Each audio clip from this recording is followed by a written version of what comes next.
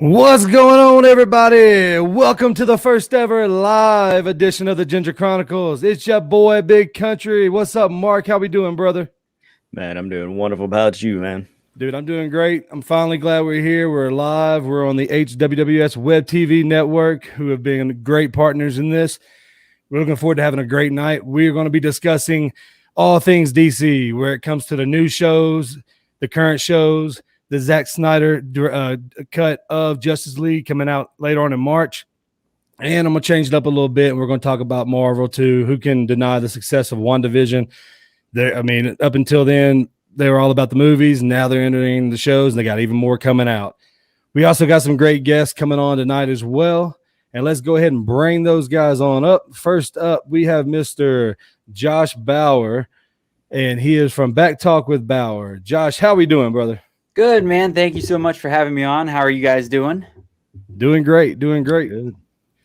Welcome to the show. And we have Mr. Ryan coming on the show.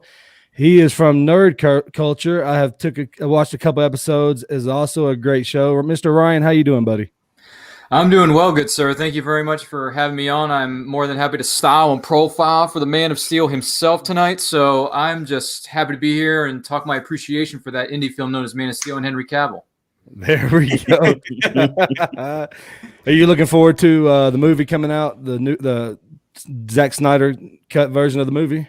I'll say this. Before this new trailer that dropped earlier this week, I wasn't too excited for it, but when that new trailer dropped and finally gave us an idea of what these characters are going to be facing and what kind of challenges they're going to be trying to overcome and some of the other big bads that are going to be featured in this film, now I'm excited. So all the mystic, weird, somber trailers, the black and white trailer, but then we get a full color one, I'm like, yes, this is what I want to see. He really likes those boring ass songs. March 18th. Dark Side, man. Dark Side's going to be in it. God, I can't wait. They're actually, I saw the trailer earlier. I was disappointed in Jared Leto and Suicide Squad, but the little cut they showed gives me some kind of glimmer of hope. We'll see. We'll see what happens. Also, we have The Flash coming back here in March. He's going to be premiered back in 2014. It's going to be doing the 7th season coming out on the 2nd of March. As you can tell, definitely my favorite DC show. My favorite DC character growing up is always Batman, but my favorite DC show, definitely The Flash. I mean, they've done a great job. Arrow was one of my favorites as well up until they closed it down last season. Rumors is they may bring it back. We'll see. What about you guys? Me personally, I really don't get into a lot of the TV shows. I have been watching a little bit of The Flash lately, trying to catch back up on that, and right. I've completely missed the Snyder cut stuff. I've been so busy with a lot of the video game stuff that I do and balancing that. So, well, the Zack Snyder version, it had been rumored for years, and he didn't confirm it until I think a year or two ago that it actually existed, and no one actually knew if Warner Brothers would ever sign off on it to actually air it. They kept saying no for the longest time. And then late last year, wasn't it? Zack Snyder actually said it's a go. They threw another $70 million into the movie to do all the special effects and everything. So it's a go for March 18th on HBO Max.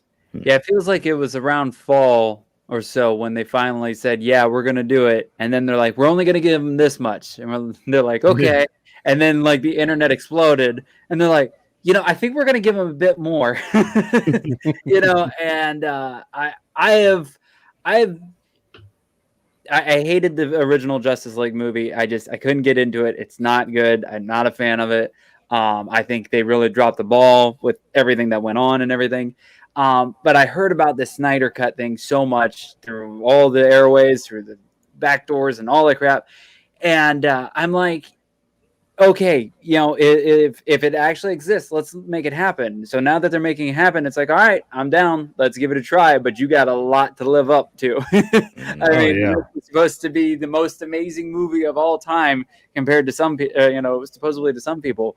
So for it to actually happen. And the other thing I'm kind of mad about is he keeps showing too much.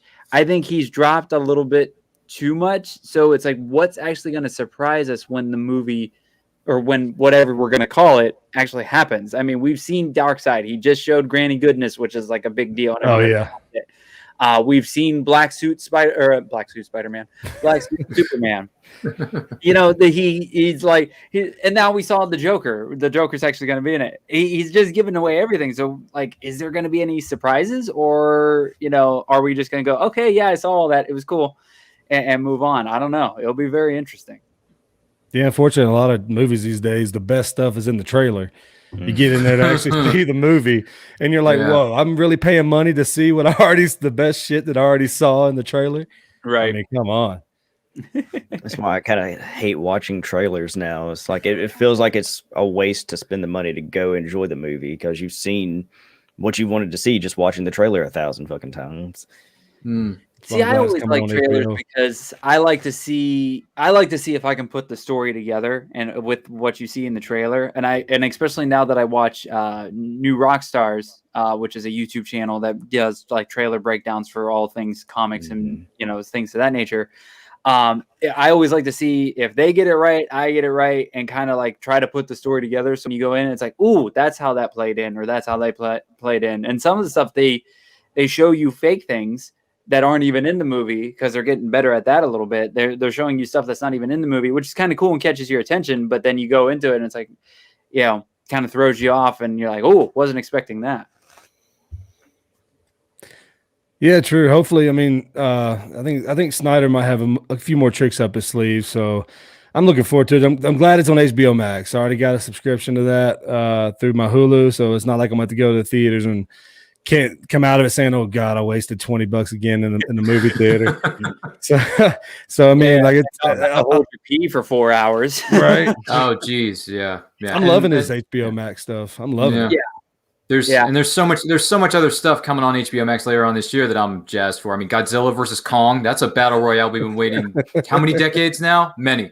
And then you get Mortal Kombat. Like, I mean, like, if you're not jazzed to see some of the stuff that's coming on HBO Max, what are you doing with your life? Honestly. Exactly. Honestly. But as far as your question goes, Country, some of the DC shows, I watched some of the early seasons and I kind of lost track. Now I only watch them for the crossover events. And number two, the situation with Zack Snyder's Justice League. Look, I wasn't a Zack Snyder fan for a while, but then a little film came out in 2013 that blew my mind called Man of Steel, which should have gotten more Oscar attention that year.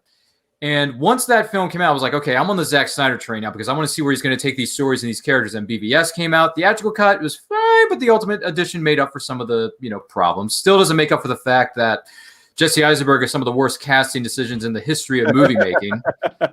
I'm never going to forgive Warner Brothers or DC or whoever was in charge of that for that. I'm not going to forgive you. You're in the doghouse for life. But after BVS and all the other stuff came out, I was like, I really would have liked to have seen his vision because you heard about all the behind-the-scenes troubles, and then he went through a family tragedy. It's all of the stuff that's going on. Now we finally get to see this director's cut of what Justice League would have been. And like I said in the beginning, wasn't too jazzed for it. But then once I saw this new trailer, I was like, finally, something that actually gives me an idea of what this film is going to be, some of the things we're going to get, some of the surprises are going to be in store for us. And also the Joker line at the end of that trailer, I'm like, ooh, creepy stuff, but I like it. And I want to see where it goes. So give me this film now, man. March 18th, can't get here soon enough. And then the week after that, you get Godzilla versus Kong. No way, a week right after? Yes. You get two mega films in the span of 2 weeks, and then a few weeks later, you get Mortal Kombat. So it's like, it's a great time to be alive, man. It's a great time to be a nerd, Country and Mark. Wouldn't you agree? Definitely agree. Oh, yeah. Yeah. Now, so like you said, you watch most of the shows just to get to the crossover event, which I think is probably 80% of everybody that watches the DC shows now. Because at first, Arrow was amazing. It was the first, I think, first one, and then Flash came out, and then Flash hooked me from the beginning. I mean, just their storytelling in that show. I think the last couple of seasons they've been reaching a little bit, especially last season. But I still liked it. I'm a sucker for DC, except for just happy it wasn't another running villain. It was nice. Yeah. You mean another speedster? Yeah. It was nice to get away from a speedster and do this. They still bring back Thawne every so often. It seems like almost every season. Because he's a really great one, but he kind of makes it like the last couple seasons. He makes a little appearance, messes some stuff up, and then leaves. And it's like, I'm cool with that. That's good. I like it. Freaks you out, scares the crap out of you. Because he's part of the Speed Force, but he never actually dies unless the Speed Force itself dies, which almost happened last season. Right. So. Yeah, I loved Arrow I loved Arrow. As soon as Arrow came out, I was really hooked into it. I think they did phenomenal I think the first 3 seasons were great. Yeah, solid. And then after that one, they got a little lost for a while. And then I think they were bringing in a little bit too much of the supernatural stuff, a little bit of the weirdness like that, more of the comic book stuff. 2 to 3 seasons. It felt like it was more reality based, almost like how Batman the movies are, the Christopher Nolan movies are. They were, a little bit more based in reality, and that's how Arrow felt for a little bit. And then they started going because he had to fit in with all the other shows that were coming out. So yeah, I loved Arrow. I loved the last season of Arrow. I think they did a nice way of going back to things that were either unanswered or, you didn't get an ending to or whatever, and kind of just wrapping up in a nice bow. Flash has been great. I really got into what's the group show? I'm totally blanking at that. DC Legends of Tomorrow? Yeah, the Legends of Tomorrow. I liked the first season. And then I was really into it. I love that they were kind of goofy, kind of weird, but then it just got too repetitive. Every time too much goofiness. did something, they messed it up, and then they had to fix it, mess it up more, and I kind of lost. I think after season 2, I kind of just fell out of it. Yeah, they kind of fell into a little, and this is the thing this is a bit of an issue I have with DC when they do this. When you get too goofy, it waters down the show. It kind of loses the dark and grittiness that Arrow and some of the other shows have shown so well in the early goings. And then Arrow became the Felicity and Friends show. Oh my God. That's why Arrow just went downhill. Felicity Smoke, I'm looking at you. Yes, yeah. But other than that, the crossovers were good. But all the other stuff that happened after its first 2 or 3 seasons, everything just kind of lost its own steam. Yeah, I'm kind of curious though because they did leave an opening for them to continue with the kids. So because they went to they did their future sales and all that stuff. Right. So left that as an opening. I'm curious to see if things get bad on the CW for DC shows, because I doubt Batwoman's going to stick around. They've already changed the head role from one season to the next. As soon as she left, I was out. I'm like, I feel bad. It's nothing against the new girl, but you had a perfect casting right there, and then it was already kind of a hard show to follow and to get into. But the Ruby Rose? Yeah, yes, Ruby Rose. Yep. Yeah, she made that show, and for her to be gone now, I'm like, no, it's just not gonna work. Mm-mm. She was also good as the silent assassin in John Wick Chapter 2. Awesome. Yes, she was. I love all the John Wick movies because there's no right or wrong way to rank these babies. But if I had to pick one, John Wick Chapter 2 is my number one favorite. It is. It's so good, man. He's in Rome. He got the neon lights, wearing a snazzy suit, 3-piece, and he's bringing up his guns and everything. It's great. I love it. And fighting common. So much more of the back. Yeah, that too. He fights him on a train. Well, he fights him through the train station and then on the train. But yes. Sorry, don't mean to get sidetracked, Country. Oh, no, you're John fine. Wick is cool. That's all I'm going to say. That's one thing I love about having these group conversations on here, man. It can go in any kind of direction, and you never know where the conversation is going to go. One thing I heard earlier about Ruby Rose, and it kind of makes sense, is that leading up to this, she's always been that supporting role.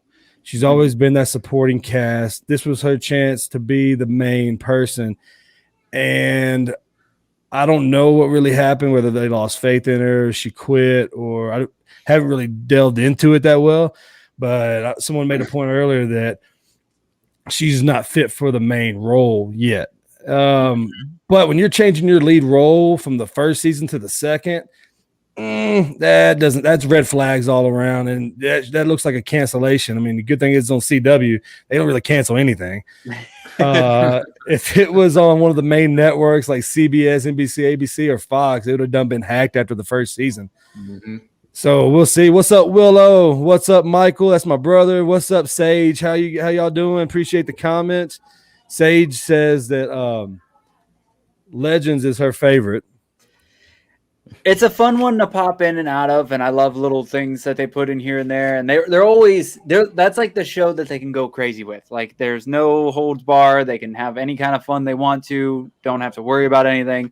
Like they even put a because Supernatural was ending last season, so they put a Supernatural nod, and they found the car in one of the episodes, and it was like, okay, yeah, and that's cool.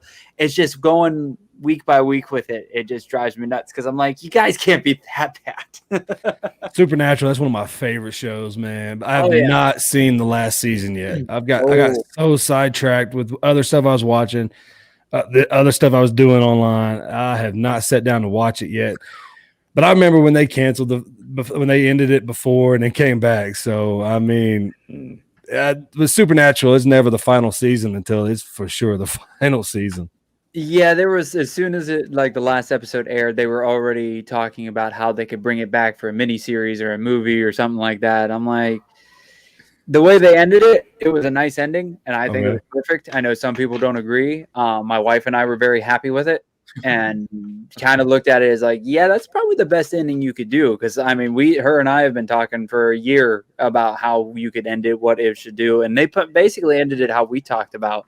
A little bit different than what I thought, but it was good. I really enjoyed it.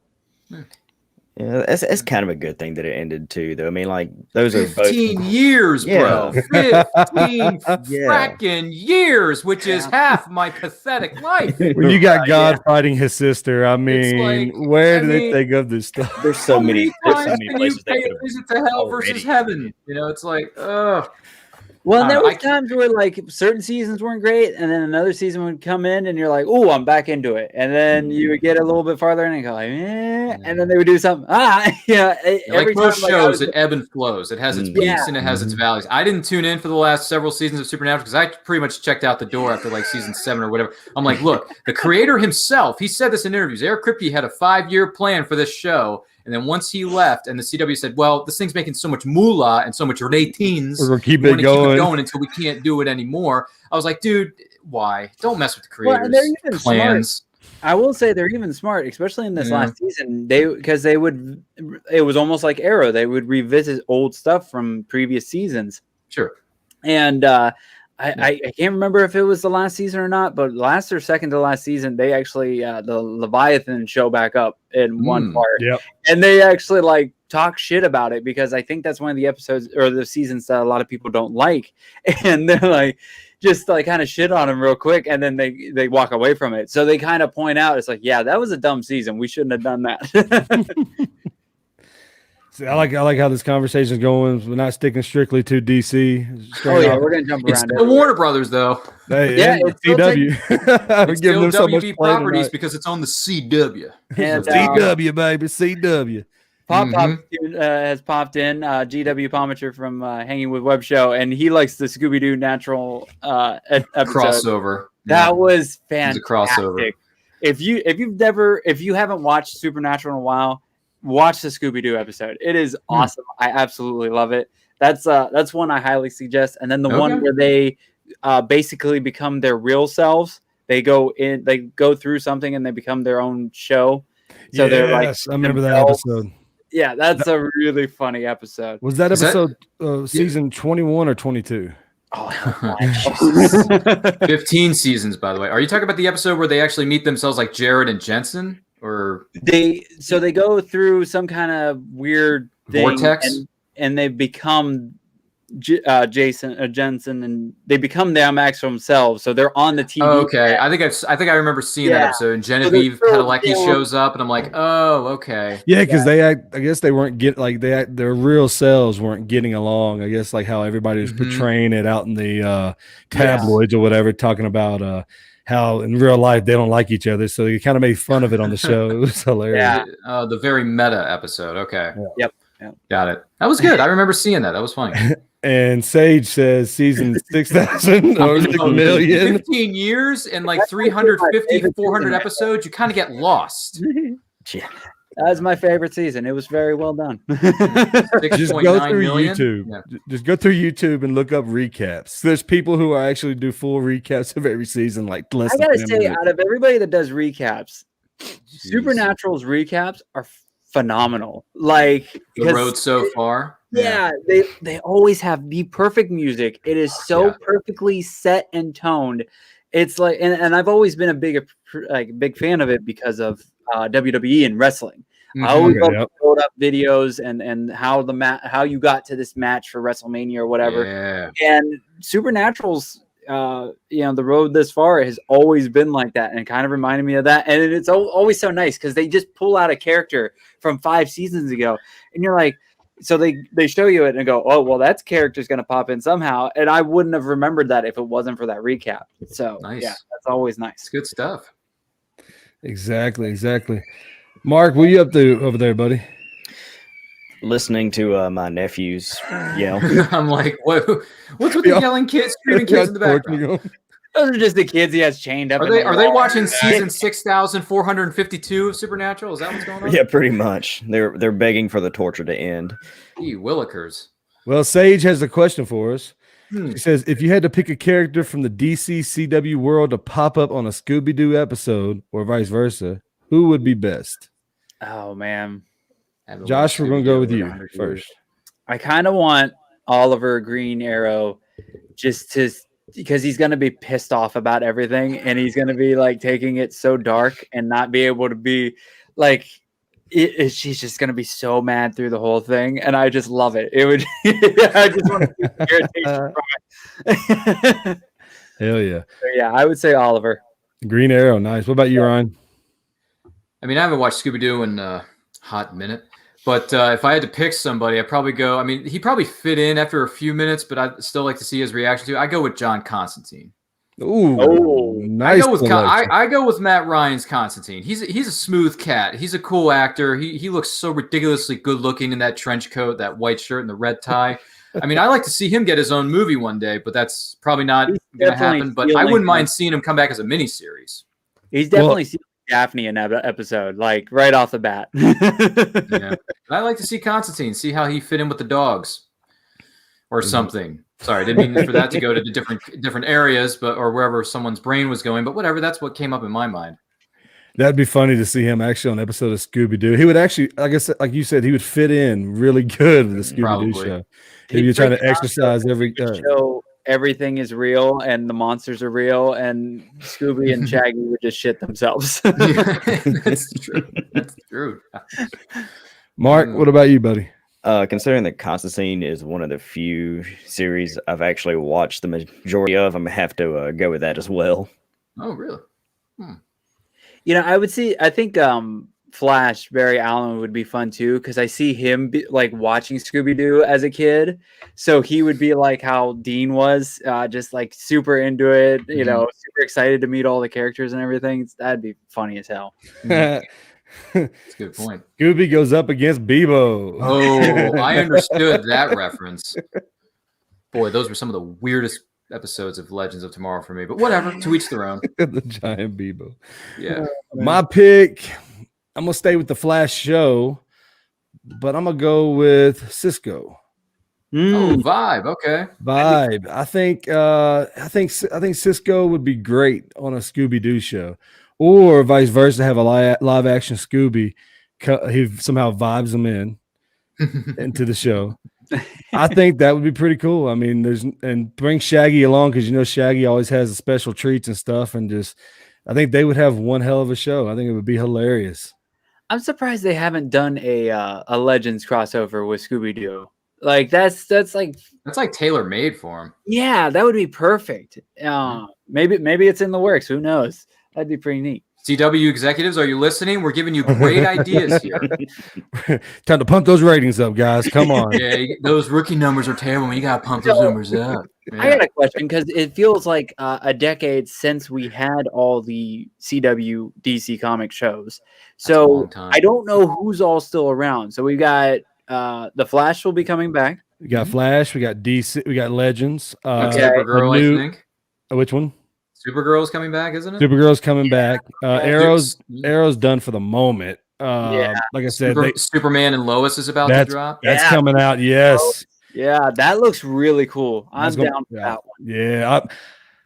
In a way, though, I'm curious, because I don't know why I was always a fan, for some reason, when I was a kid, of the cheesy as hell Superman and Lois. It was on ABC or whatever. Oh, yeah. Me and Kane and Terry Hatcher, baby. Yeah. I was there for all 4 years, son. I was there, country. I was there. It was fun. So I don't see this being as bright as that show, if you get what I'm saying. I think it would be more darker a little bit. In CW, it automatically has to be like 10 degrees darker. Well, if you see from the trailers, like the tone of the show does look a bit darker than most CW shows, which is good because I like my DC shows dark and gritty. I don't want this, 9,000 volts of happiness and everyone's drinking wine and roses. No. My DC needs to be dark, needs to be gritty, needs to be hardcore. That's what I want. Michael says he thinks that Killer Frost would be a great villain for Scooby. I do like her. I like her character, and I like the actress since all the way back during Sky High days. Yeah. Yeah. Does anyone else remember that film from 2005? Yep. Oh, yeah. Yep. Yeah, man. That was one of her first gigs, too. What's up, Danielle? We love you. Seriously, she was great on that. She was great on Shark with James Woods. It was on CBS for 2 years playing the daughter. She was fantastic. She has grown a lot as an actress. Mm-hmm. Yeah, give her own show, Killer Frost. By the way, I would watch that. There was something up with her at this last season, so she couldn't be on the show as much. She was pregnant. Yeah, okay, yeah, she was pregnant because I thought it was weird that like she kind of just wrote her off, and I'm like, what the hell? And then they came out, and she's like, oh, she's pregnant. I'm like, oh, okay. I thought they were getting rid of her. I was gonna be pissed. I'm like, why? Why? She's like one of my favorites on there. Maternity. Caitlin, I guess the good version.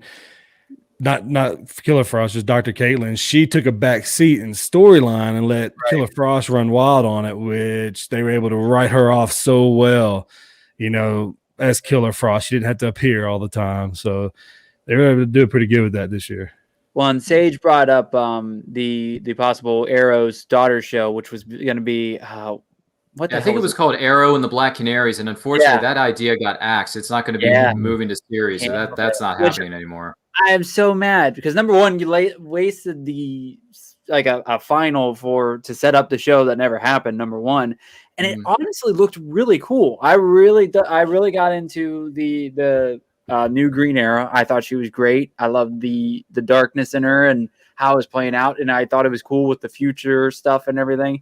So I was on board after the first episode, and then they're like, "Nah," I'm like, "You bastards." Let me see. HWWS has chimed in. Supergirl final and Black Lightning finale. I guess they meant finale. Final seasons, final seasons. I have not. I've been meaning to watch some Black Lightning. There's a lot of them I haven't had a chance to watch yet. Now that it's hitting its final season, that's awesome for me. It means I can go through and binge watch the hell out of it. Because the other ones keep me busy. Because what I would do is I would wait until everything was over, and then I would binge watch the entire season. So by the time I get through watching Flash, Legends, Arrow, Supergirl, getting all the crossover stuff out the way, minus Batwoman, minus Black Lightning, I'm burnt the hell out. So I just take a break, and next thing I know, new seasons are coming out again, and I just kept missing it. So now, hitting those finals, I can go back and just binge watch the entire thing. Yeah. That's what I did with the last few seasons of The 100 on the Speaking of the CW shows, The 100, dropped their last season, and they just kept dropping them weekly. I'm like, nope, just going to tape them and then binge watch them all when the season is wrapped up and over with, so I can just go through it. And I did, and man, that was a crazy final season of The 100. Some things they went a little too heavy on. Some things worked, some things didn't. But hey, they did what they had to do, and at least they got to end it on their own terms, which is not something that a lot of shows can say. So good on them. Yeah. I still got to watch the last. I want to say too. The last thing I can remember is after all the nuclear stuff happened. I think Octavia was in charge. Mm-hmm. The people in the bunker, yeah, the people in the bunker. I saw a little bit of that season. I don't remember what happened at the time, but now they're doing the final season. I can go back and actually introduce my fiance to it, and she'll love the show too, and just watch the entire thing straight through. Finally, someone who speaks English, someone who understands that The 100 is a great series that no one hardly ever talks about. Yeah, binge watch all the seasons because The 100 is fan freaking Now, granted, it probably would have been better to binge watch it before the pandemic happened, because the show is now all too real. But if you still want to binge watch it, please do, because The 100 is fan freaking tastic. And if Earth ever reopens and we can go to conventions again, I hope to meet the cast of that great show, because I want to shake their hands and say, well done, good people. Hopefully make a good movie out of it. I wouldn't mind seeing that either, especially if you bring in Henry Ian Cusick, aka Desmond from Lost. So you know the life, brother. Such a great love that guy. Now So- we were talking about HBO Max earlier about how a lot of the movies are going there. Oh yeah. I just got one question: is this leading to the end of the theater, like the way Netflix ended Blockbuster? They are. I would be. I think it's gonna. I think we're seeing it get killed faster.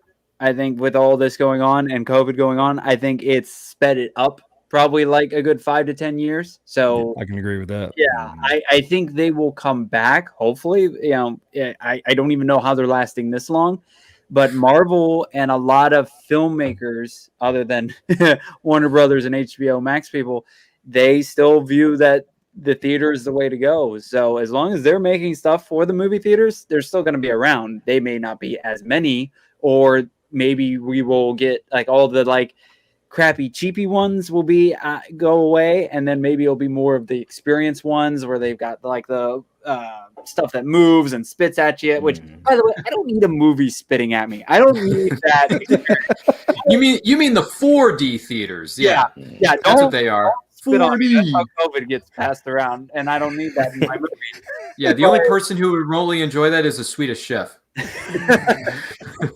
Oh, your puppet corn is 3D. No, that's not how 4D or 3D works. Oh, never mind. I'm sorry. I was just thinking of Mystic Manhattan. Folks, Ryan is on Nerd Culture every week. I promise you will not be disappointed at all. Yeah. That's what happens. Once I think of one thing, like a whole bunch of other pop culture references just pop into my head. Yeah, sometimes we just let them roll. We just sit back and we get a break.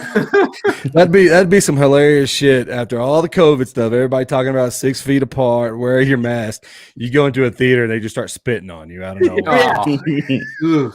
The longest time here in Florida, like the radio station I was listening to would talk about it, and they're like, your seat shakes, they cool the temperatures down, there's stuff everywhere, and then like they throw mist. I'm like, no, I don't. I just want to go and I want to sit, and if you got a layback chair, hell yeah, I'm down for a layback chair, get nice and comfy, but I don't need it shaking. I don't need I don't need the next freaking movie, Batman to hock a loogie on me. I don't need that. Willow says no, theaters will still be around. We will most likely see more of them designed with drinks and food service. That'd be nice. That'd be fair, and that's fine. Let's just make drive-up theaters a standard. Let's just do that. Drive-in theaters. Bring them back. Yeah, let's just do that. Well, I'm fine with that because with the situation with COVID, I don't see theaters, actual theaters sticking around for too much longer because COVID is still going, and it's going to take a while to get the vaccines and other resources, passed out to people who need them. But man, if theaters are still around, I say the only theaters that are going to be around are drive-ins. And if that's the case, then I'm fine with that. But then again, that's just my prediction. I'm not saying it's going to happen, but all we can do is sit back and see what happens next. Because this COVID thing, who knows when it's going to end? Well, and the problem with drive-in theaters is pretty much anywhere up north, you can't do it, 9 months out of the year? I mean, I know in Ohio, when I was a kid, they were only open for 3 to 4 months. It's true. In Florida, you could probably do them all the time, but there's not actually a ton down here that I know of. I don't even know where the nearest one is, and I think that's because of freaking hurricanes. Storm. Fair point. Just start Florida, they know a thing or two about hurricanes because they've seen a thing or two. So the only thing I can think of is maybe if the drive-in theaters where they project on the side of a movie theater, maybe that would pick up again more when we can get, because like they picked up a little bit, but maybe even more when we get a little restrictions taken down and stuff. People might want to do that more. Instead of actually sitting in the movie theater. So you just use the side of a building and then you can go in or be on the side, I guess. I don't know. Tough thing to call. Yeah. I definitely see them becoming more, bringing back the drive-in theaters, which I think they should do anyway. I mean, I grew up in a small town that had one, and every season, granted, it wasn't open all year round because it was in Tennessee, and it gets a little cold. Not as cold as here in Colorado, but it gets cold there.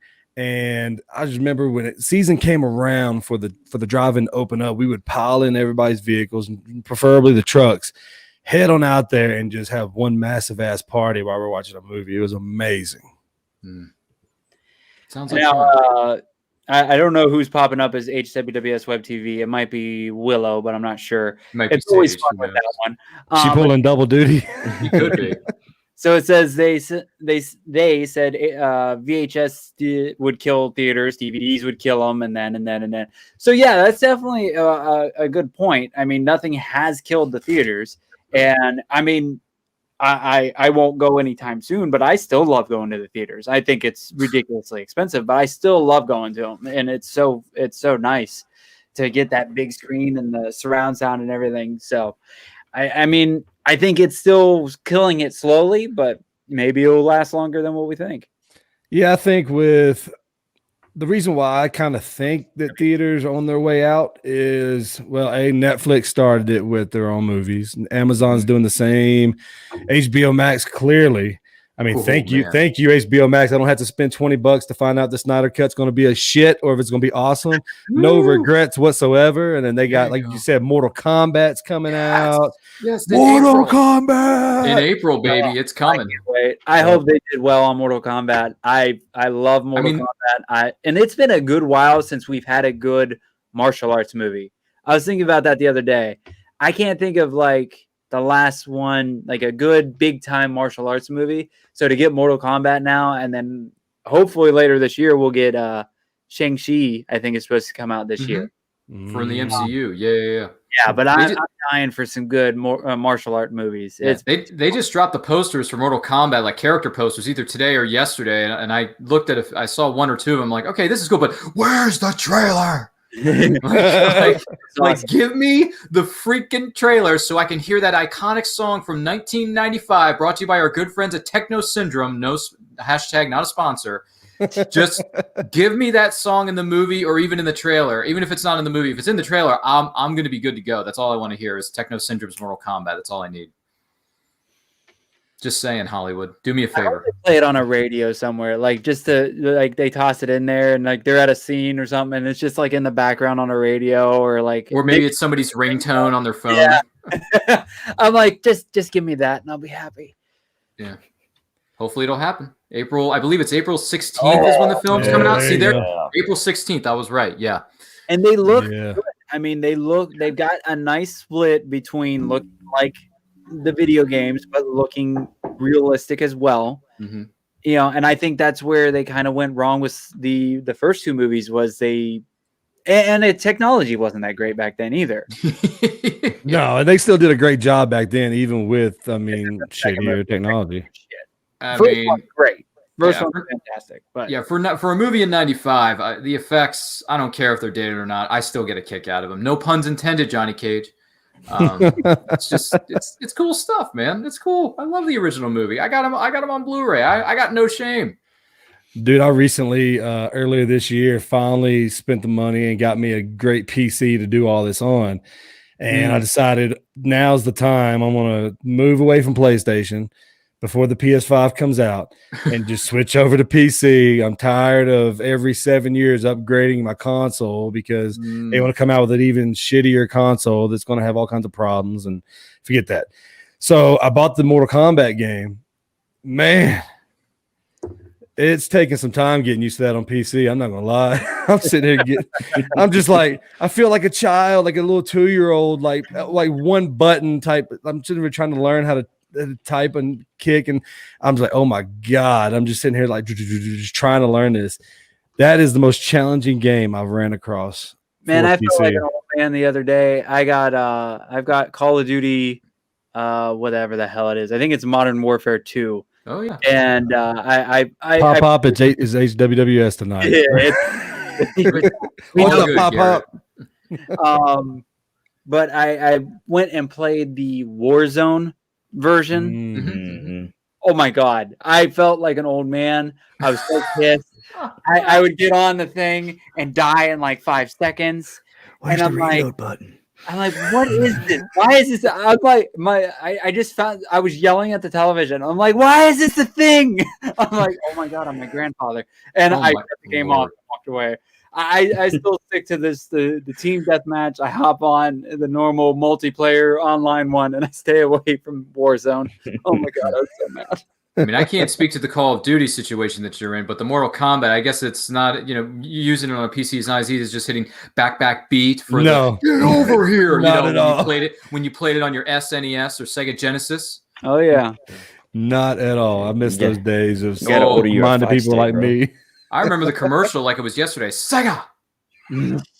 I remember waking up on Christmas, going downstairs and seeing my parents play with my Sega that they were planning on giving me on Good Christmas Lord. morning. Oh Yeah, man, I'm that old. Yes. Sega, I'm playing the hell out of it, and I actually have one sitting right in front of me. I have a Sega Genesis. I don't know if I have Mortal Kombat for it or not. You should get it. I think I do. At least one of them. I might have like Mortal Kombat 2 or something. 2 or like 3. that. Yeah. I can't remember if 3 came out on, because I had 3 on PlayStation. I remember that. And then they re-released them all as the Mortal Kombat trilogy on PS1 as PS1 greatest hits with that green logo. Well, that neon green. Yep. Yeah, anybody remember that in the chat? Oh yeah. God. Yep. Those were the days, man. Those were the days. Yeah. Getting back to DC a little bit. Let's see if I can find the question because there's been a lot more coming in since then. Batman movie question. The Batman film that's coming out.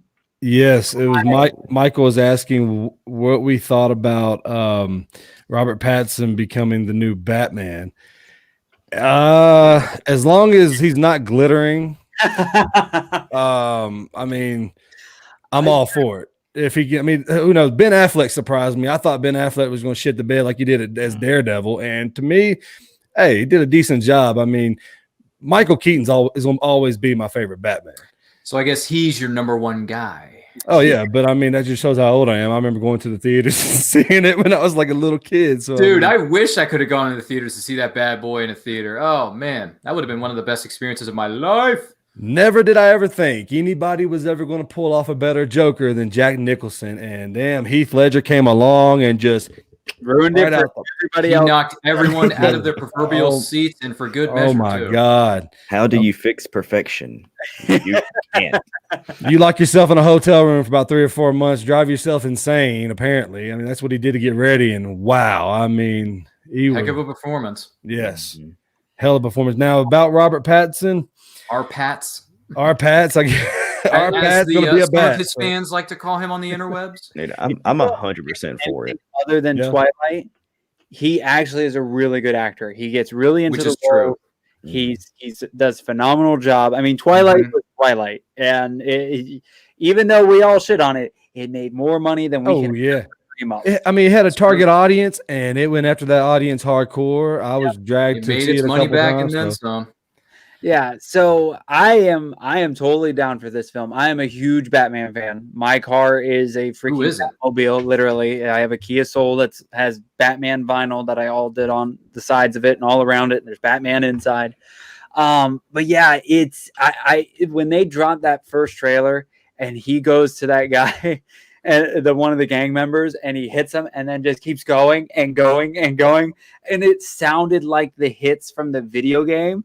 I'm like, yes, I want this now. Let's go. And I almost cried when they said they had to push it back. I'm like, why? Yeah. Right there. I had it. COVID delayed it, but yeah, I wasn't completely sold on until the trailer came out, and I was like, you know what? Excuse me, I need to be professional about this. Robert Pattinson, not his nickname. I wasn't too big on. I was skeptical at first, but then the trailer drops. I'm like, you know what? This kid's got it. He's gonna do it. He's gonna be fine. He's got a great director with Matt Reeves, who gave us 2/3 of the Planet of the Apes trilogy with Andy Serkis, which I just did a rewatch of recently, and I got to tell you that trilogy is one of the best ever made, I think. So good on them. And Matt Reeves helming this thing. I mean, come on. How can you go wrong? Well, and just in that trailer too, like they even said there was not much in the trailer. Like you got 25% of the film had been shot. Yeah. So you're getting all this amazingness just with that little bit filmed. And then the music score that they went with that, like so creepy. Just added this new tone that I don't think we have seen in a Batman film. To top it all off, he actually has makeup on around his eyes when he takes the cowl off. Nobody's ever done that. Nice. True, that's a good point. Yeah, I'm looking forward to it. I can't wait. I'm always a sucker for any Batman movie, maybe except for the George Clooney version. I was just like, oh, I mean, I was hoping that Arnold could redeem it, and it was just terrible. Oh my God, terrible! I mean, the only only good thing about the Val Kilmer was Jim Carrey as Riddler. I was like, come on! And then you got Christian Bale came out. I liked every one of those movies, especially The Dark Knight. But and of course, Batman. I mean, I think he could have pulled back a tiny bit on that. You know, he had to get a whole Batman on. You know, but still, that trilogy for me was awesome. But like I said, Michael Keaton, the best. I mean, the best Batman. Batman and Batman Returns was awesome in my opinion. All two awesome movies. I'll go back and watch any day. Oh yeah, yeah. With Christian Bale's, I hated the third film. I think they really messed up with that. I was not a fan of it. I left the theater going, "What the hell did I just watch?" Even the realism of him actually being so broken down that he had to invent technology to actually keep him upright. And that was good, but then he goes to he gets his back broken. That's what happens in the comics, though. But he goes to a cave, and then he's in a week.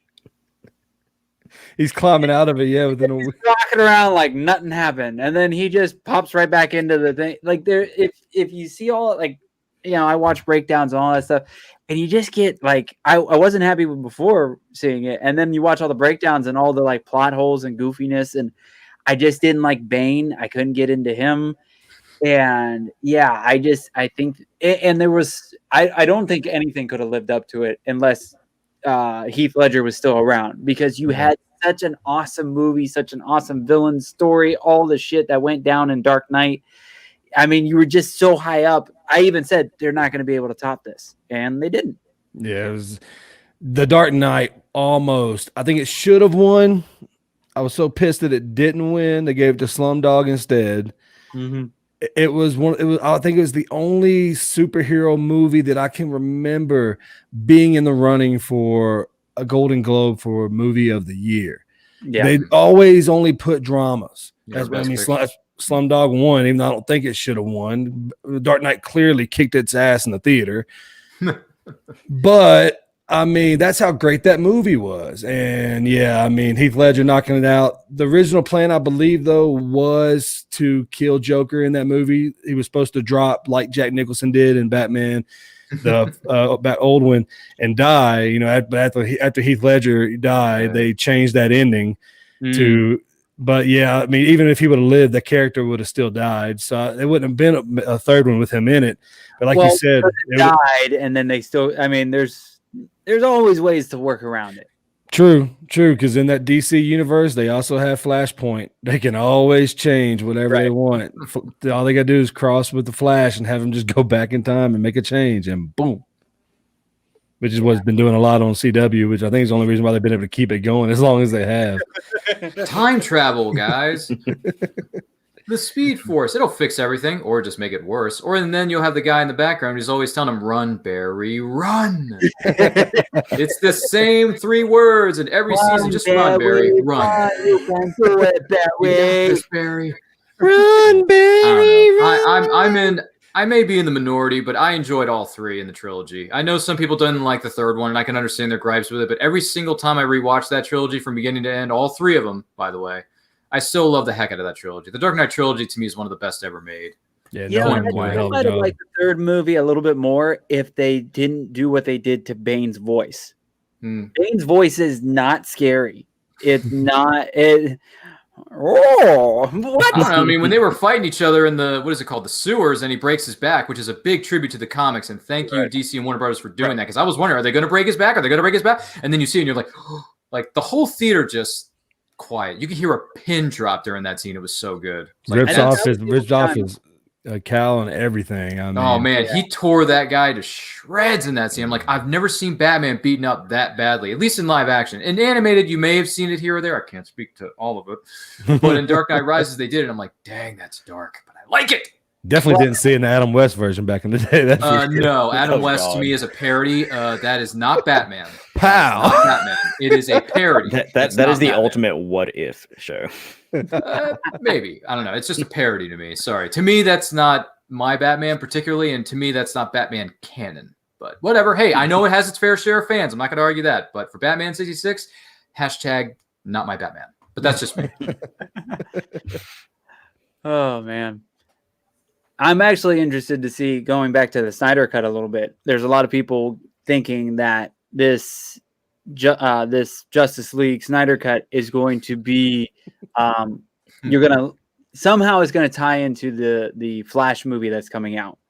And basically you're going to get a kind of, the story that was supposed to happen for Justice League, and then Flash is going to show up, and he's going to like change everything with, you're going to get multiple Batmans. We've already seen that to an extent. So it's, I'm really interested to see where we end at the end of Justice League, and then this Flash movie coming out that's supposed to have everybody and all amazing. What I've heard is Snyder's. Only thing I've heard is Snyder's version is way better. Warner Brothers and all them kicked him off of it. Brought in Joss Whedon, who, in my opinion, should have just stuck with Buffy and left it there.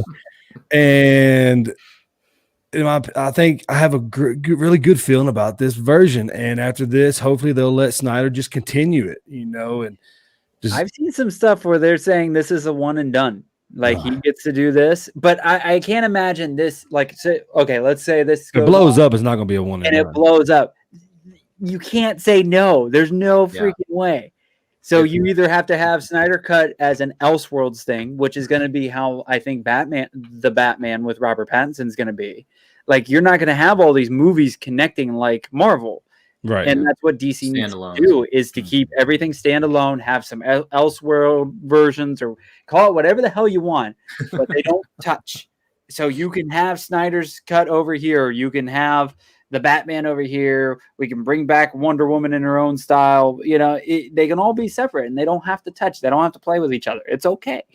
One thing Marvel did, in my opinion, that DC did not do and that they should have done, DC was too much in a hurry to get to that collaboration film of Justice League.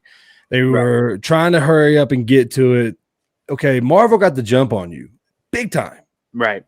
That does not mean you have to kill your franchise trying to catch up. Marvel did a great job by doing standalones first, starting off Iron Man and going from there. Hell, they did 3 Iron Mans, didn't they, before they even had an Avengers? Or was it 2? Just two? Just 2, yeah. But still, they already had all those movies set up, building these characters, so that they came out with Avengers out the park. And it's just been rolling from there, and they're just rolling. I didn't care for Agents of S.H.I.E.L.D. on the networks, but I love WandaVision. If DC can just if they can get people under contract long enough, and they can find the right person, hopefully it's Snyder, that makes these films, they could do the same thing. But I seriously think they rushed it trying to bring out Justice. If they would have let Snyder do what he was meant to do, because I've heard Kevin Smith on one of his podcasts, like, I think they read like all the stuff that was supposed to go through. This was way before Snyder Cut was actually happening. This is like still that like mythical magic time where they were talking about it, but nobody knew if it was real or not. He went through of what everything was supposed to happen through Snyder's 3 Justice League films. If they would have allowed that to happen, we would have a whole different story right now. Because, you wouldn't have had that buildup, but you would have had them right in there, and then you could have had side stories off of it and ramifications off of it that could have lasted for years. It just would have been, you would get kind of uploaded right at the beginning and then branch off, and it would have been really cool. But with all the mess of Justice League, and then them just kind of like freaking out every time a movie went bad or one went good. Oh my God, this was good. We have to do it just like this. That's why you got funny Shazam and the goofiness of Shazam, and then it's just they gotta chill. It's like, just take a breather, let movies happen how the directors want them to happen, and then see what happens. If Justice League would have been bad, okay, fine. That Justice League was crap, but now look what you're doing. You tried to fix it, and you made it even fucking worse. And now you have to give them $1 million kajillion to put it on a goddamn streaming network. Yeah, they only spent extra $70 million. Just a little. Right. That's chump change. I think it was $130 million, though. I thought originally. This one was 70. They threw an extra 70 million into it to add a lot of stuff. The original, they spent over 350 million. Jeez. Yeah. and it bombed. That's an insane amount of money. That's an and a good chunk of that, money. at least like 50 million, was to get that really amazingly mustache off of Superman. Yeah, unfortunately, unfortunately. God, that looks so horrible. That gives me nightmares. Like you spend that much money. I just saw a clip of it the other day, and that's nightmare fuel. Oh God, it's terrible. Spend that much money and you can't do a better job than that of hiding his mustache. Well, and like there's the technology now with the swapping of the faces and all this stuff that is on these things. Yep, we can do that with our phones. What the hell? Like here, borrow my phone. You could do the app, and it would look better. Yeah, but we get that. Yeah, you get it. There it is. Oh God, he actually he had two upper lips. Double lip Superman. Come here, Lois. Yeah, certain people have been saying this for years, and I am in total agreement with this. They, at Warner Brothers in DC, at least for right now, they don't have a captain to ride the ship. They don't have a Kevin Feige like the MCU does. They need to find a captain to steer the ship in the right direction where you can say, okay, we like this set of films and these stories. Let's make them standalone, see if they work or not. If they work, great. If not, okay, at least we can say we tried. And then if some films do work and they want to interconnect them somewhere down the line, they can plant some seeds if they want to. It's up to them. They can do that. But in my opinion, if they want to keep it standalone movies from the next 50,000 years until I'm dead, I'm fine with that. If they want to connect them, that's fine too. But you need to find somebody, a leader to steer the ship overall and keep your ducks in a row. Because right now, as they say in the movie business and in the chef business, there's too many cooks in the kitchen. Mm-hmm. And when you have too many cooks in the kitchen, you get a Frankenstein's monster of a film, aka the Joss Whedon cut of Justice League. Just saying, Hollywood. So find your El Capitan, and then we can talk business. Right now, you have no idea what you're doing, except with the Batman by Matt Reeves and the director's cut of Justice League. That's about it. Other than that, we're not sure what's going to happen next. The Flash movie has had, 60 different writers, 5 different directors, 3 different actors. It's like they don't even know what year it is. Please let Grant Austin be the Flash in the movies. He's an excellent Flash. Nah, they won't let that happen. No, I know they won't. God, the guy, what's his name? Ezra Miller or something like that? Ezra Miller, yeah. Ezra Miller. Oh, no. I like how they brought him into the show a little bit, in the last season. Yeah, that crossover was a total surprise when he shows up. I'm like, oh, they actually pulled it off. That's nice. But let's see what they go with the Flash movie. Is that going to happen? Probably not anytime soon. Kill his side of the Flash, let Grant Austin take over. And there's a lot of people that don't like Grant Austin, too. I don't know why. Grant Gustin, you mean? Yeah, whatever that. Is it Grant Gustin or Grant? Yeah, sorry. Don't mean to be that guy, but I remember. I don't even know my own name. Come on. Sorry, I'm just trying to get. That's why I wrote it down there so I can remember it. I just go by country. That's all I answer to. When they start yelling my real name out at work, they're like, Derek, and I'm like, who the hell is that? Oh, that's me. My bad. Well, let's get to some questions. Are you guys free to stick around a while? We're almost at an hour. I can't believe it's already been an hour. On here in the next couple minutes. I got all night, man. Well, I don't think we'll keep this going all night. It looks like you know what I mean. The chat's kind of died on us a little bit. Let's get some questions out of the way first. And this is some superhero questions. First, I'm gonna ask the questions. No, I'm just kidding. Sorry. Who is the best superhero that cannot fly? Mark, I'm gonna let you answer that first. Best superhero that cannot fly. Ooh. Probably I'd say Arrow. Arrow? Well, does he count as a superhero or just a hero? I think he counts as a superhero. He's always in with everybody else. Like they don't really go superhero heroes, So I think he counts. What about you, Josh? Batman. Yeah, I think that'd be the majority pick on a lot of it. He to fly. He's like, I'll pay Superman to fly for me. I got the Batwing. It's all the good. Batwing, the Bat boat, the Bat helicopter. We got it all. Bat plane, Bat dirigible. Ryan, what about you? Sorry, this is one of the first things that came to my mind. Someone stole my answer. I was going to say Green Arrow, but if I had to come up with something else, I don't think this person flies or not. Does Killer Frost fly? No. Okay, well then I'm going with Killer Frost. What's up, Caitlin? He's got a hard on for we know Danielle. We know she's watching at home. But yeah, I go with Killer Frost. She's gonna be DMing you here soon. Yeah. She's like, bring it on. Yeah. If she just wants to drop in and say hi to me, that's fine. Well, since Batman's been taken, Arrow's been taken. You said Killer Frost has been taken. I'm gonna go with the Flash. I mean, he could probably use a Speed Force some way to make it simulate him flying, but he doesn't fly. He's just really, really fast. I'm gonna go with the Flash on that one. I like it. Which superhero has the best vehicle? Mark? Oh, I mean, Batman. Yeah, you really. I mean, come on. Why would you say Batman? Like, we need to know. Like, there's any obvious answer. Like anybody else that you don't that would come to your mind? The '89 Batmobile is the best thing ever made. I mean, Josh knows this. The '89 Batmobile is the best thing ever. When that scene happens in the movie, every time I just smile. And when he looks at Vicky Vale, he's like, "Get in the car." Which one? And then the Danny Elfman theme kicks in. Boom! It's like, yeah, it's the best Batmobile ever made. Who else has a vehicle? So we got Wonder Woman has the invisible jet, which I always you can't never see because it's invisible. The invisible jet doesn't really count because it's invisible. So, who else has a vehicle? Willow picks Batman. Well, who wouldn't, Willow? No. It's Batman. Now, the better question would be: look at this! Boom! Yeah, picks Batman. Yeah. Which Batman has the best vehicle? Because then that's a better question. Michael Keaton.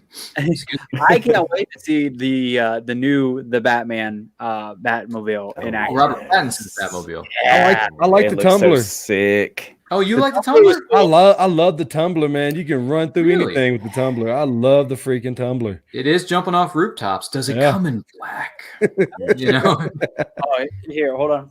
Oh, Josh has a visual aid to show the rest of the viewers at home. But yes, the '89 Batmobile, if that showed up in my driveway tomorrow, I would drive it. I think everybody would. Wouldn't you? Oh, of course. There we go. Look at this. Can I see that up close? Can you show that to the camera? Look at that.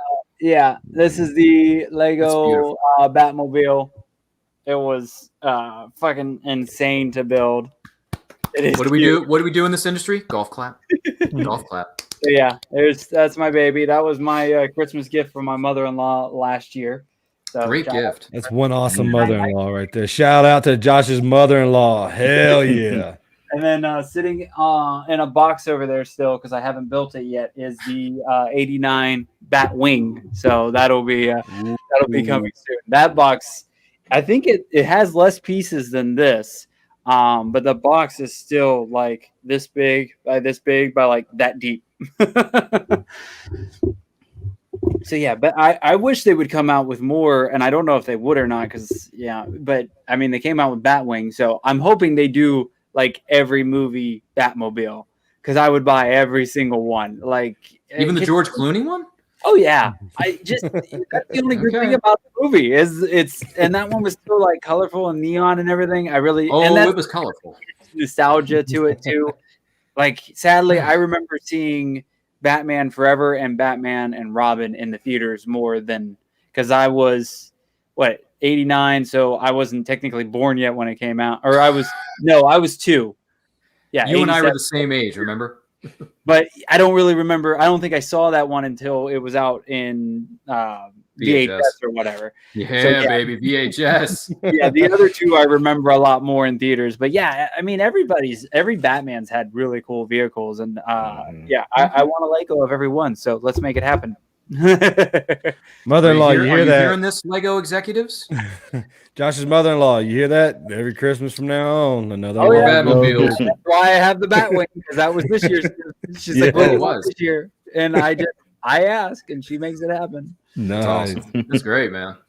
So this next question, I think the previous question should have been which Batmobile is your favorite? Because I mean, I can't think of any other vehicle, that anybody really uses. Everybody either flies or walks, or like even Iron. A couple motorcycles here and there, like Nightwing. Does Nightwing have a motorcycle? Yeah. Batgirl had one. Now that's a movie I'd love for them to make, is a Nightwing movie. Oh yeah. People have been clamoring that for like 5 or 10, 20 years now, haven't they? Mhm. Teen Titans could be the beginning of that. I mean, I haven't seen much of Teen Titans. I want to sit down and actually watch it. What I've seen on YouTube looks really good. So we'll see. I mean, with how much money Marvel is making right now off all these movies, if they can get the right person, like you guys said, if they get the right person in charge of DC, we'll see a movie for every single character. They just need to get who's ever in charge of their animated department, because those movies are always amazing. Yeah. Get Mark Hamill to come back and play the Joker. Oh God, please. Oh man. So this is going to be an interesting question because it's all guys in here. So all heterosexual men, as far as I know. So this is going to be interesting. If you could date any superhero, who would it be? Batman. I'm pretty sure I'm rich, bitch. Oh my gosh, Josh, why did you have to give away the secrets? Willow said Aquaman has a seahorse. Hey, he had that in the olden days. In the Jason Momoa movie, he didn't need a seahorse, man. That was a badass DC movie. I love Aquaman. It was awesome. I loved Aquaman too.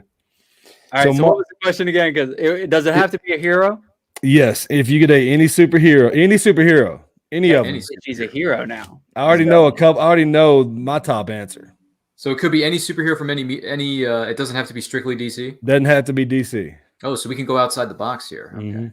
Mm-hmm. I already got mine. Mine is technically a hero now, so it counts. Wanda? Yeah. No, I'm going with Harley Quinn. Yes. Oh my goodness. I love Harley. She is my absolute favorite. She's actually I feel like her better as a villain. Right there. You just like her as a villain because you like bad girls. Yee. Yes, sir. God, that noise. So Josh is going with Harley Quinn. Yep. I'm going to go ahead and say Wonder Woman. That's a good choice. Good choice. I mean, especially the Gal Gadot version. I know. Let's not mince words here. Gal Gadot is very pretty. I will put it to you that way. She is very pretty and she is wonderful looking. See what I did there? Yeah.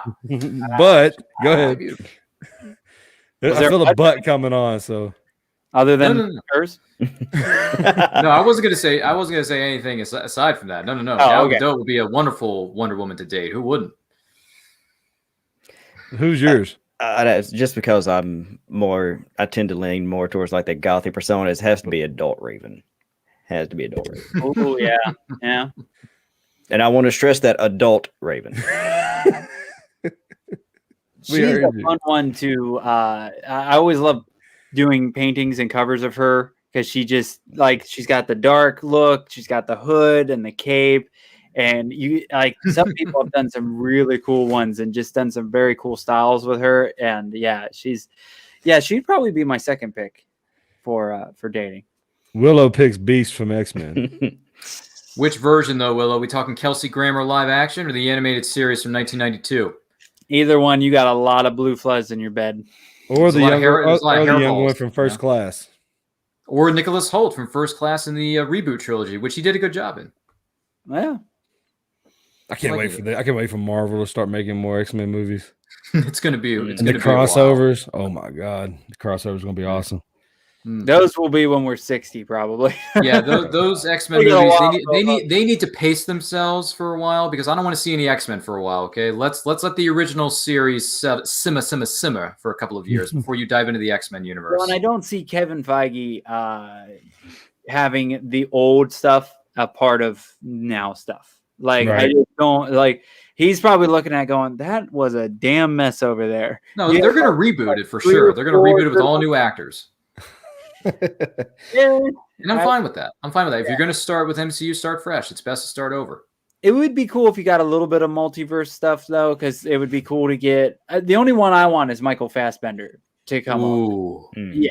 I love his Magneto. That was my favorite stuff from all those movies is his Magneto. Willow coming through with the comments tonight. I'm a crazy cat lady. I can deal with the fur.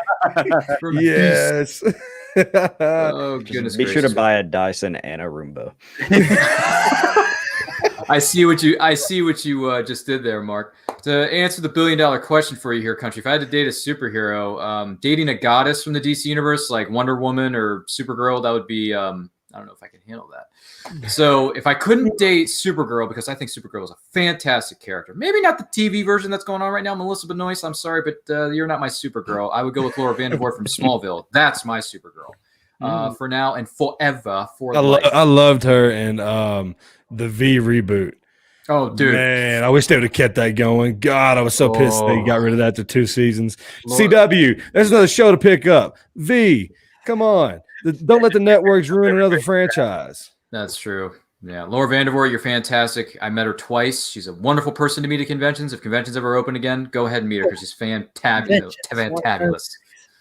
But to answer your question, I'd probably go, since I don't want to be hurt by the goddesses of DC, probably go with Black Canary or the Huntress. There you go. Yeah. Hell yeah. Those are probably some of the super female superheroes I'd date. Yeah. They can still. Then you don't have to worry about being goddesses like Wonder Woman and Supergirl. That's a little too much to deal with. One wrong move and yeah, they can snap my neck, you know. Yeah, that's what we were going with, neck.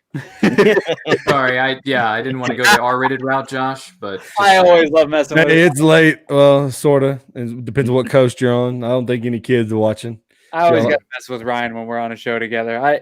My number one thing to do while, like, if I'm on an episode with Ryan is just to make him shake his head at me. That's He's done that a couple times tonight. Yeah, as many times as I can get that in one episode, I win. It's at least. It has to be at least 3 an episode, especially when he's on my show. Yeah, I really get him when he's on my show. Oh boy, yeah, and people will still wonder why we're friends. I know. No, I'll always be Josh's fan. We're all good buddies here. Describe your fantasy comic book crossover. Oh, that's easy for me. Go for it. Yeah, the crossover I want to see is the one fans have been clamoring for the last 20, 30 years. I want to see Marvel characters cross over with DC and have a Marvel versus DC war in the middle of the, Earth or some other planet. I don't care. I just want to see characters meet up with other characters from other universes and duke it out. Let's see the Hulk versus Superman like they did on Bat in the Sun. Let's see it happen in real life in a real live action film. Disney, Warner Brothers, let's get it together. Let's get this going. Marvel versus DC. Come on, let's do this. It shouldn't be that hard, right? Yeah, it's technically a video game, but there's technically comics of it. I want a better version of Mortal Kombat versus either DC or Marvel. There you go. Yeah. Okay. The game was cool. I love the game, but they had to behave with it, and you really couldn't get Mortal Kombat style because DC didn't want their people either killing or be killed. So to get like a dark version of Mortal Kombat versus one or the other would be really cool. Have you played the new version with Rambo and the RoboCop and Terminator in it? I haven't played it with. No, I haven't. I haven't. Sounds like fun. We got Rambo there. Oh, come and get over here. I think it's actually Stallone too that's voicing Rambo in the game. I don't know if Arnold did Terminator or not, but you can definitely tell that Rambo's still on all day. I played that character. It was I got my ass whipped pretty handily too. Yeah, it was not pretty. If they did the Mortal Kombat versus Marvel or DC crossover, the sequel could be Marvel versus Capcom in real life. Oh God, there we go. Yes, Street Fighter. Let's go, baby. I'm gonna go a little deeper than just Marvel versus DC. Mine would be the battle of the rich guy hero. And I'm talking about Tony Stark and Iron Man against Bruce Wayne and Batman. Who is the better rich guy that bought their way into the superhero category? No powers, they created their own and went their own way. That's what I'd like to see, an Iron Man versus Batman type of movie. I just every time somebody mentions that, I imagine there was a meme out and it's Batman and Iron Man like throwing money at each other, and Spider-Man's like on the bottom, just like taking all of it on the floor. My favorite meme is where whatever's going on in the world, Robin says it, and Batman slapping the piss right out of him. Oh God. That's my favorite meme. No matter what's going on, Robbie gets ready to say it, and whack! Shut up. I want to see Batman throw his Batarang at Iron Man, but it takes like 100 tries, like in the animated film. Like, yeah, first try. Oh, Willow has an interesting one. Let's see. Willow might as well come on the show. I mean, you can have her on next time if you want. Yeah. Who knows? Willow, you're invited to the next week's Ginger Chronicles. Boom. There it goes. Let's see an actual Disney characters as Star Wars characters cartoon series. Oh, I see where she's going with that. It's a little like one-sided of Disney characters, but Phineas and Ferb did an all Star Wars thing. And I've actually followed the voice, and I think maybe one of the creators of Phineas and Ferb. He does the voice of the Doofenshmirtz. And he was telling the story of, I remember that name, but I can't remember other people's names. Jeez. But he was telling the story of how they got to be able to do that. It's really cool, like behind the scenes story. So if you're on TikTok, go and follow. I can't remember his name but you'll be able to find him. He pops up, and he has some really cool stories. But yeah, I always like the one. There's a meme going around now. Pick a movie, you keep one character, and the rest are played by Muppets. I want John Wick. The John Wick Muppet. That needs to be a thing. Yeah. There's going to be a lot of cotton thrown everywhere for that one. And I want all the guns. I want and it doesn't have to be blood. It would just be shooting up guns. I think you kind of get that with whatever that adult Robot Chicken, baby, bring it back. Robot Chicken, come on. No, there was that movie. There was an actual movie, and the Happy Time Murders. There you go, Happy Time Murders with Melissa McCarthy, who can't act her way out of a paper bag. Yeah. I just imagine. You will not be sliding in your DMs, sir. I mean, look, she was all right in one or two things I saw her in, but after that, I'm like, she is not that good of an actress. What is going on here? The way you're describing that John Wick as a Muppet just reminds me of the episode where Angel turns into a Muppet. You're a bloody puppet. He just Muppet just sails across the room and attacks Spike. And I love that his face changes still in the vampire thing. Yeah. Oh, awesome. I don't know if this will be as good as Josh's pick with John Wick and the rest are played by Muppets, but I want to see Muppets play in this movie. Star Trek First Contact, but you keep a card.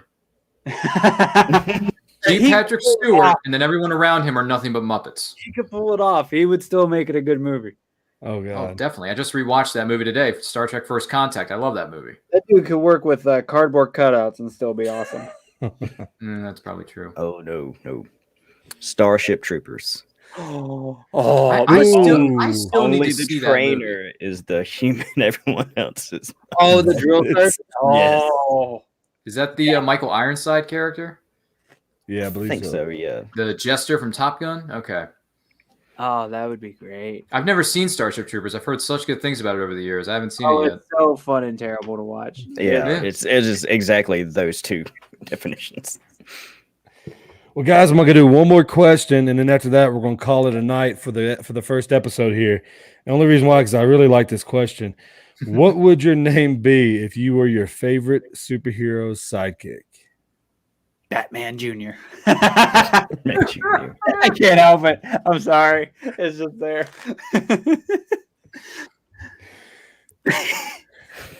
Nickname BJ, huh? Batman Jr. Wow. Boy, that just took a turn. I don't know. Now you're gonna be tougher than Robin, or you gonna be? No, you're Robin's bitch if you're Batman Jr. Especially if it's Damian Robin. Yeah, I'm about to say Damian did a dick. He'll just stab you. Yeah, not a huge Damian Wayne fan, but he has his moments. Homicidal. He has his moments in the animated movies, but I'm not the biggest Damian Wayne fan. I always liked him because he's just a prick. Yeah, he's a bratty kid, man. He literally is a mini Batman. Yeah, with how his attitude is. Yeah, it's true. I'll give you that. Sidekick name. I don't know if I can do anything better than Batman Jr. Because I mean, come on. Can I pick a villain? I'm just gonna go. They've already did it in the comics, so this is already copyrighted. But I'm just gonna say it anyway. I'm gonna go instead of Superboy. I'm gonna call myself Super Kid. Super Kid. Yeah, because I love Superman. Superman's my all-time favorite. All right, Kid Flash. Or dude, Super Bro. There you go. Okay, yeah, thanks. See, Josh is better at coming up with ideas than I am, so Super Bro. There you go. Mark, what about you? I'd pick a villain, go like sidekick to Dr. Freeze, so I can be a little chill. Ooh, I like that. You're gonna see a new rapper come up soon with that name. Little chill. Copyright that shit. I'm thinking album called Freeze Warning. Oh yeah. the Joker and be like a twisted version and be like some kind of the artist, but like the art is killing. So yeah, that's as good as I got for a fully original name. I'm just gonna roll with my name, Country the Ginger Destroyer. Mark is like, what? You destroying gingers or? Yeah, you got a point. Huh? I missed the question. Yes. I will be destroying gingers. There must only be one. Only one. He's the most like lame villain. He just goes to the store and just destroys cans of. Just going to Ireland and just wiping them out. Just setting cans of Canada Dry on fire. Well, that's one. Yeah, that's one way of looking at it. By the way, Mark, if you're working for Mr. Freeze and he's watching his wedding video, don't walk in on him when he's watching his wedding video because he's going to take his ray gun, freeze you, and give you the old classic, I hate when people talk during the movie. So. It's a true story, ladies and gentlemen. It happened to Batman and Robin. Sadly. It did. Based on true events. Oh, man. Well, guys, I appreciate y'all coming on. Ryan and Josh, thank you very much. Go ahead, before we let you go ahead and plug where everybody can find you, all your social media and everything, starting with you, Ryan. All right. Thank you very much for having me on, good sir. You can find me and everything that we're doing at Neuroculture, Facebook, Twitter, and Instagram at It's Neuroculture. New videos drop on our YouTube channel each and every week, so make sure you like, comment, subscribe. Do all that stuff. And don't forget, all new episodes of And I Quote, the interview series where I bring in a special guest each and every week, drops live on Saturdays, 12 p.m. EST on Facebook and YouTube. This weekend, we're going to be interviewing comic book writer Connor Bartel, who created the Swords and Solace trilogy, among many other projects. We're going to be talking with him, finding out what he has planned for later on down the line, and then some. So tune in. It's going to be awesome-tacular. All right. And Josh, where can everybody find you? All right, so the easiest way to find me is type in J Bauer Art. That is where you can find the artist, the graphic designer, and the podcast, Back Talk with Bauer. Everything J Bauer Art, jbauerart.com. If you like the paintings behind me, if you're looking for some graphic design work, or you want to hear a really messed up show where I interview some creative people, or I get a bunch of people to discuss a weird topic, that is Back Talk with Bauer. So everything on jbauerart.com. And this Tuesday, my show goes live at 7 p.m. Eastern, and we are talking growing up 90s, and we're focusing on the goofy shit we watched. So Country will be joining us. I will be there, yes. I got a cool group of folks to chat about this, and we're going to talk about like Dick Tracy and Tales from the Crypt and like pretty much everything that probably totally messed us up for when we're adults.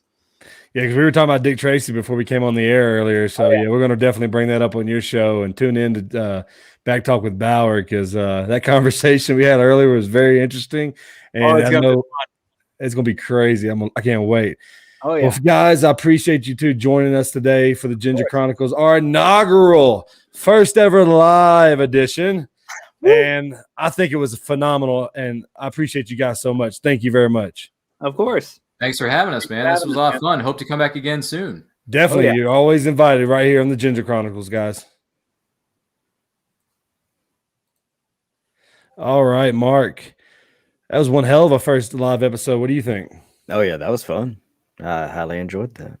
So where can let everybody out there who's probably might be their first time ever tuning in to watch us, let them know where they can find you on your Twitch channel. You can find me at twitch.tv/Deathagus. And that links to my Discord, which is called Deathcord, because I'm clever. And then to my Instagram and Twitter, which I don't remember the names of because I barely use them. There we go. And I put a little scrolling ticker right there at the bottom for you guys so that you can find us both. You can find me, Country Diesel, at Country Diesel on Facebook, Instagram, and Twitch. all three of my handles. You can find the Ginger Chronicles wherever you're watching us right now. You can also find us on YouTube. You can find us on Facebook. Make sure you check out the HWWS Web TV network as well. For you can catch Ryan and Josh. We got a lot of other great content and producers on there as well that provide great content. And check out Country Entertainment. Me and my buddy Henny, we've got our own show called Country and the Henny Show. We're going to be recording tomorrow and put another show out for you guys and everybody to check out. Feel free to check that out. I want to thank everybody for tuning in tonight to our first ever live edition of the Ginger Chronicles. You can catch us right here every Wednesday night for another live episode of the Ginger Chronicles. Next week, we hope to have some more awesome guests on for you. And I want to thank everybody for commenting, leaving their comments, especially you, Willow. Thank you very much. And we will see everybody later on the Ginger Chronicles.